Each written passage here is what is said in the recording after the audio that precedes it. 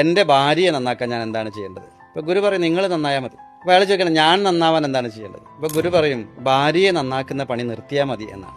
ഇത്ര വലിയൊരു ഫിലോസഫി ഞാൻ എൻ്റെ ജീവിതത്തിൽ വേറെ കേട്ടിട്ടില്ല. ഇത് തന്നെയാണ് നമുക്ക് എല്ലാ സ്ഥലത്തും അപ്ലൈ ചെയ്യാനുള്ളത്. കുട്ടികളെ നന്നാക്കാൻ എന്താണ് ചെയ്യേണ്ടത്? നിങ്ങൾ നന്നായാൽ മതി. ഞാൻ നന്നാവാൻ എന്താണ് ചെയ്യേണ്ടത്? കുട്ടികളെ നന്നാക്കുന്ന പണി നിർത്തിയാൽ മതി. ഇത് കേൾക്കുന്ന സമയത്ത് ഇപ്പൊ കുട്ടികളെ നന്നാക്കണ്ടേ എന്ന് ചോദിക്കും. കുട്ടികളെ നന്നാക്കുക എന്ന് നിങ്ങൾ ഉദ്ദേശിക്കുന്നത് എന്താ?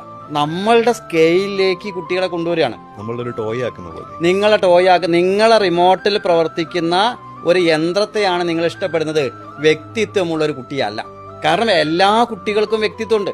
നിങ്ങൾ പറയുന്നത് കുട്ടികൾ കേൾക്കുന്നില്ല, അനുസരിക്കുന്നില്ല എന്ന് പറയുമ്പോൾ ഒരു ചോദ്യം, അവര് പറയുന്നത് എപ്പോഴെങ്കിലും നിങ്ങൾ അനുസരിച്ചിട്ടുണ്ടോ? അവര് പറയുന്നത് കേൾക്കാൻ നിങ്ങൾ തയ്യാറായിട്ടുണ്ടോ? ഇതൊരു വൺ മാൻ അല്ലെങ്കിൽ വൺ സൈഡ് മാത്രം പോരല്ലോ. തീർച്ചയായിട്ടും നമ്മളെ കുട്ടികൾക്ക് ഒപ്പം അവരെ കേൾക്കാനും അവരെ കൂടെ സമയം ചെലവാക്കാനും അവർ പറയുന്നത് നിങ്ങൾ കേൾക്കാൻ തയ്യാറായാൽ തീർച്ചയായിട്ടും നിങ്ങൾ പറയുന്നത് അവർ കേൾക്കാൻ തയ്യാറാവും.